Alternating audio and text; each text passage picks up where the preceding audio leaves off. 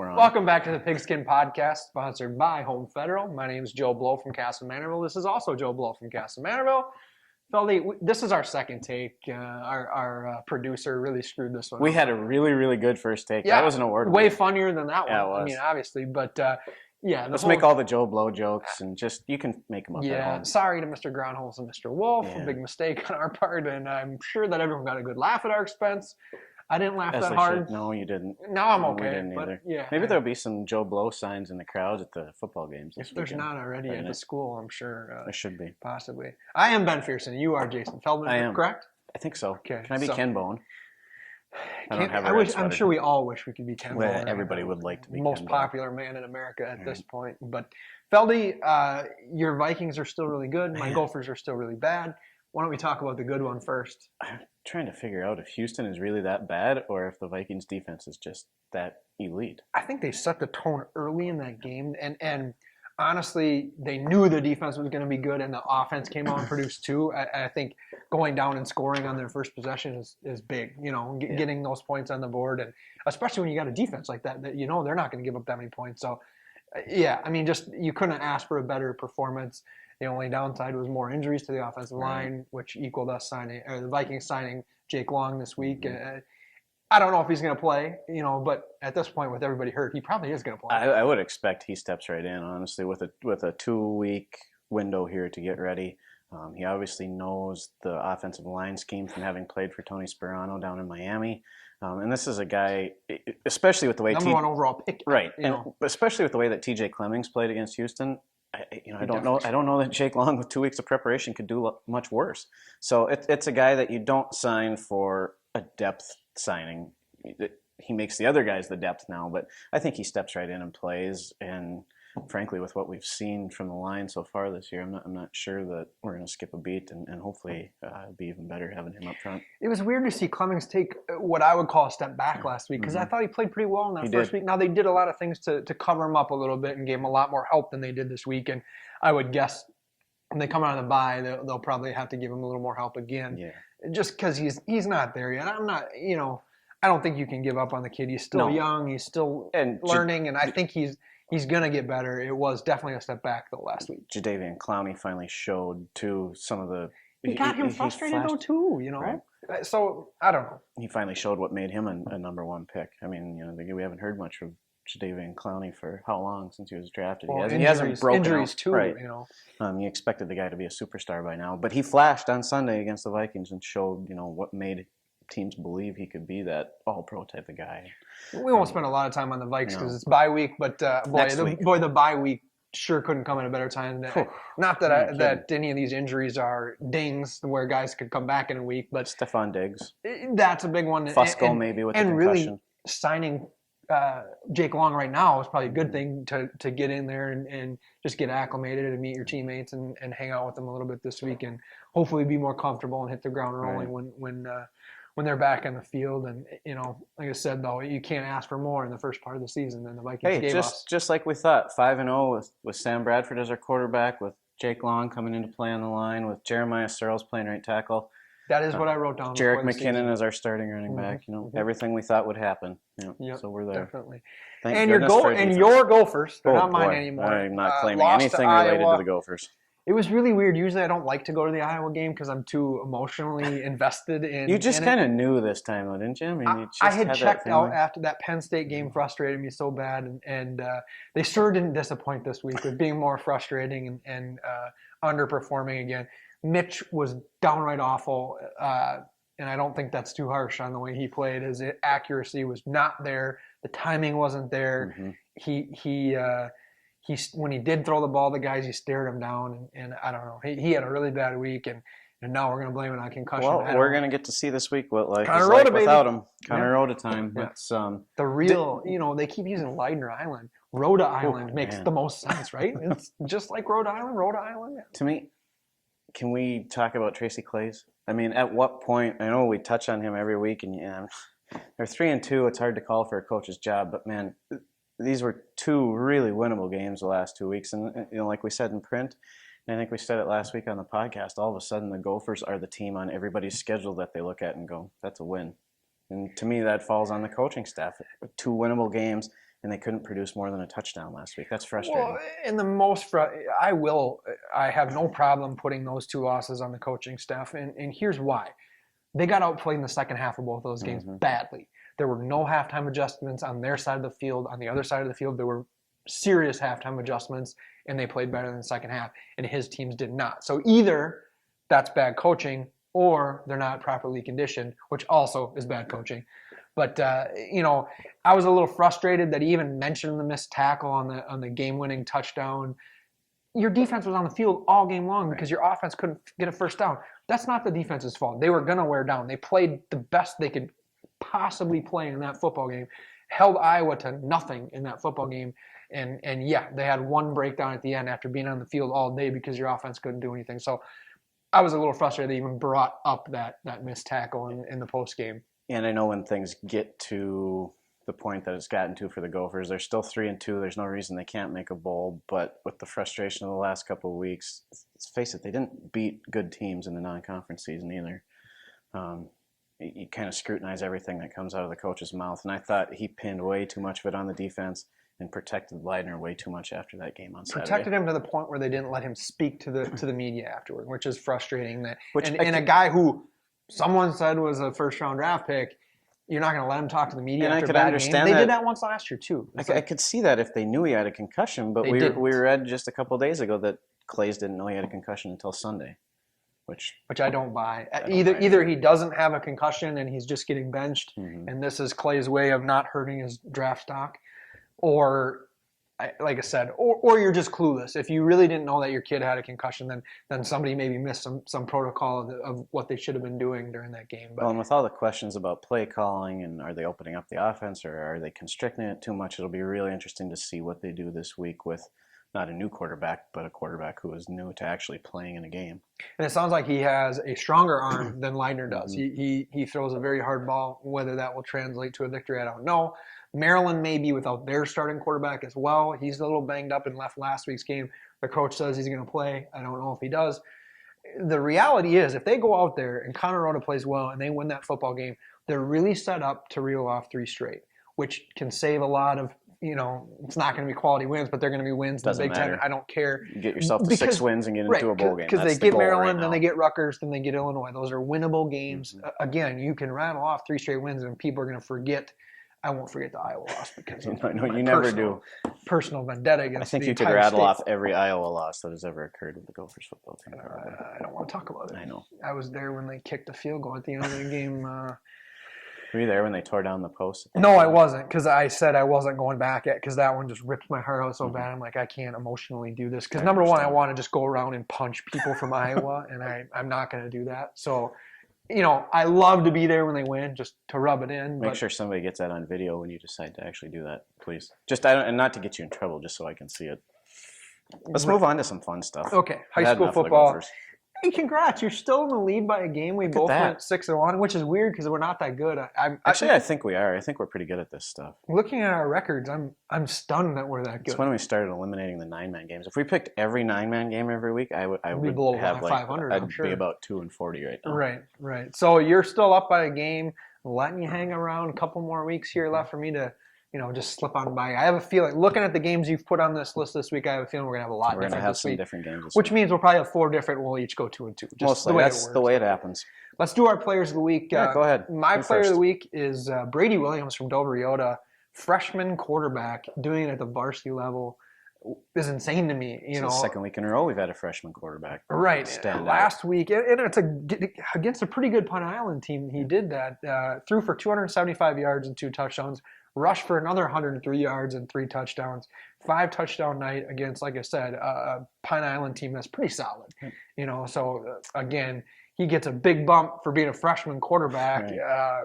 Dover Iota could be set up for a nice little run here for a few years if they've got an athlete like that playing quarterback right now. You mentioned Pine Island and how solid they are. That entire sub-district has just kind of beat up on each other throughout the season. There are some really good teams there, and doesn't matter what the record says; those teams are gonna compete with one another every night out, regardless of what the matchup is. So now, my turn. Yeah, you're Joe Blow. Is he from Castle Manor? Yep, he had a nice game. I understand. Got his picture in the paper. No, I'm going to go back down Twice. to Stewartville. I was down there a few weeks ago, and Nick Thiel had the big game against Castle Manorville, scored the winning touchdown. But this time I'm going to go to their running game.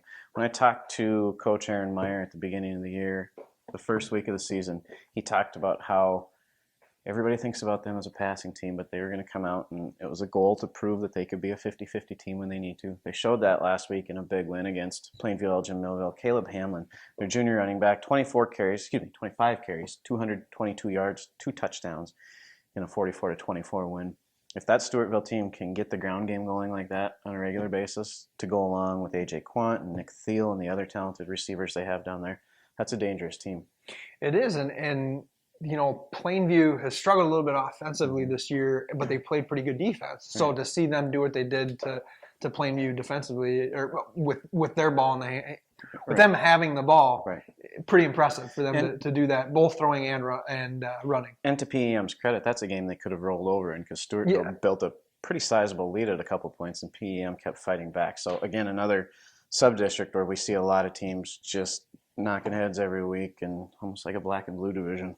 We can forget about districts and sub-districts now, please. Yeah, I can't keep them straight. We're just going to go sections. We're going to go into sections. That's a good idea. That's all anybody cares about. So we could eliminate the whole district thing quickly. Can we have our QRF talk yet, or should we hold off until the playoffs? It's not going to go well for the QRF Let's pick some games. But yeah, all right. Home Federal Game of the Week was a landslide this week. The biggest.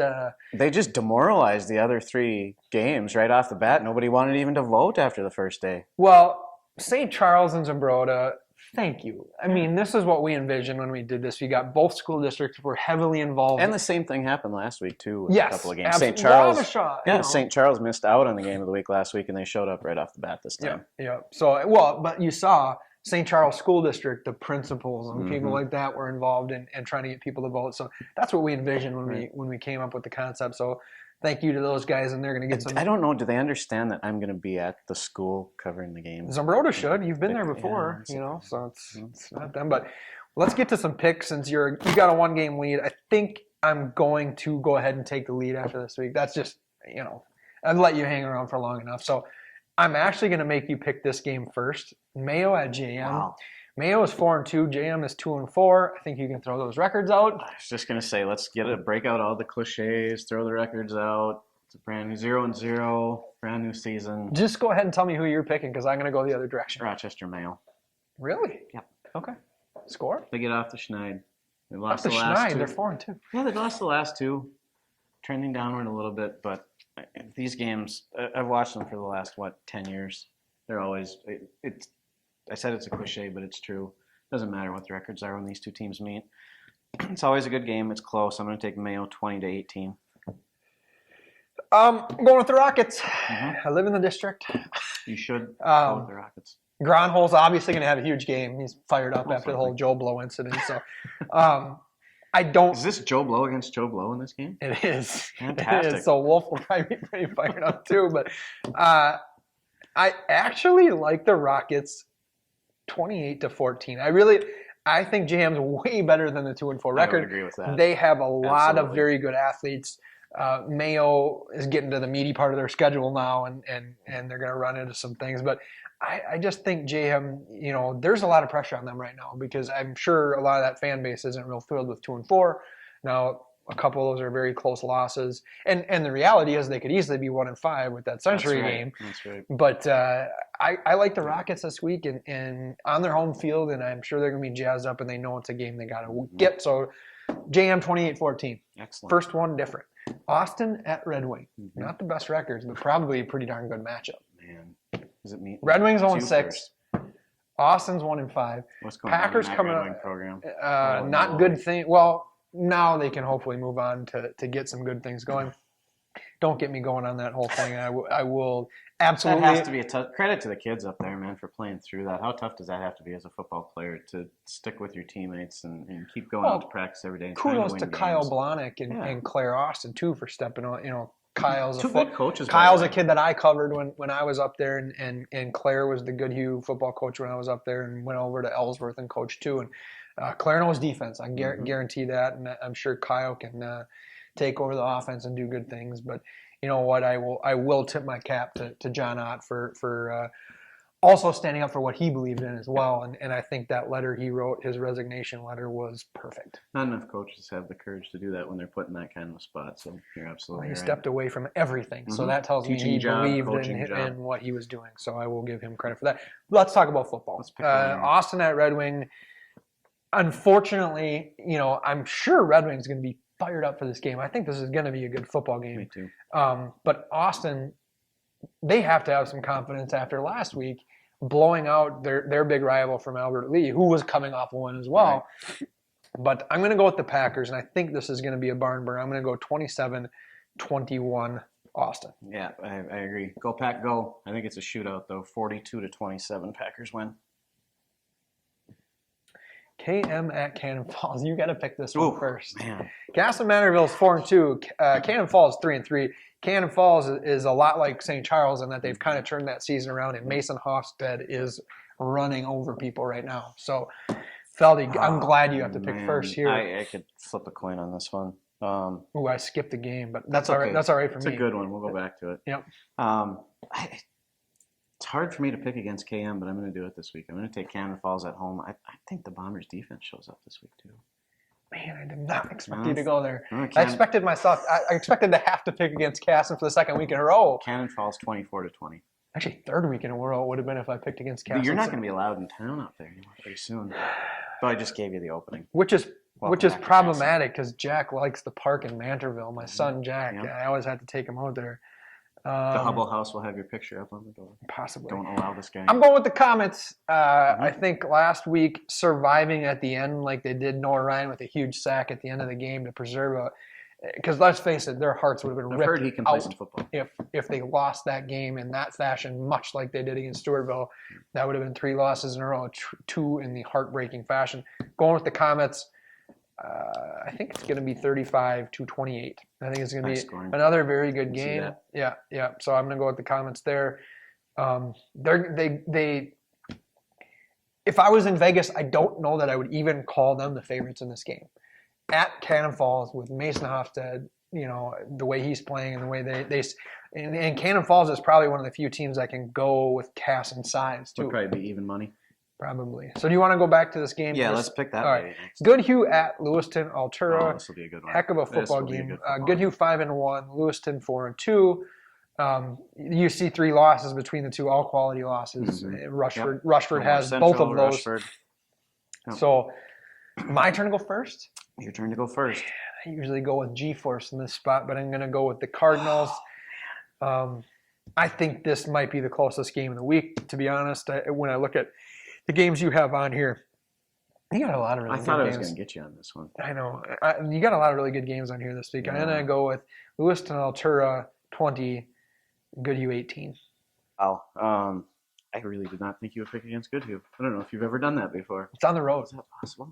Yeah, nobody comes into Lewiston. This is no knock on Goodhue, but man, after having seen this Lewiston Altura team play a couple times, you've seen them like 5 times. You better get this one right. It's a good football team. Plus, Thomas Hennessy would legit tackle me this time if I didn't pick him.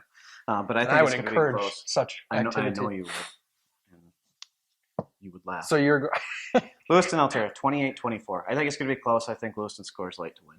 I thought we'd have a lot of games different here, but we only got 2 different right now, right? Here we go. Game of the week. St. Charles at Zambroda Mazeppa in the home federal game of the week. St. Charles is 3-3, but I think is it 3 straight? It's a good. No, it's not 3 straight. They lost a 3-game winning streak snapped by Triton last week. Their other 2 losses are to Caledonia and Lourdes, so good quality losses, all 3 of them. And ZM has a couple of very good wins. Caledonia. They have a couple of very good wins too over Cannon Falls and over Triton. Right. Good football team. Yeah, this is a tough one. Is it me first or you first? It's you first. This one. Wow. This is, again, another close game. This is a brutal one to pick. Which way are you going to go? I don't know. The other way that I have it circled on my sheet already, so you can see. All right, I'm taking the Saints. He's got Zambroda Mazeppa written down here. So I'm going to go with St. Charles. Man, I don't know about that one. I'm going to go with St. Charles 21, Zambroda Mazeppa 20. I guess we know which way I'm going now. Yep. You know I've been on the Fighting Saints bandwagon all year. Not today. Not today. I like ZM's balance on offense, their running game and passing game together. I like the way they've been playing on defense too. 23-21. I'm going to have a good game to watch this week. It's going to be close. We got to hustle. We're running out of time here. Let's do it. Pine Island at Triton. I got to go with it's your pick first. Triton. Connor Henderson. It's for you. It's for you, man. By about 10 points, 30-20. All right. I was going to go 35-18.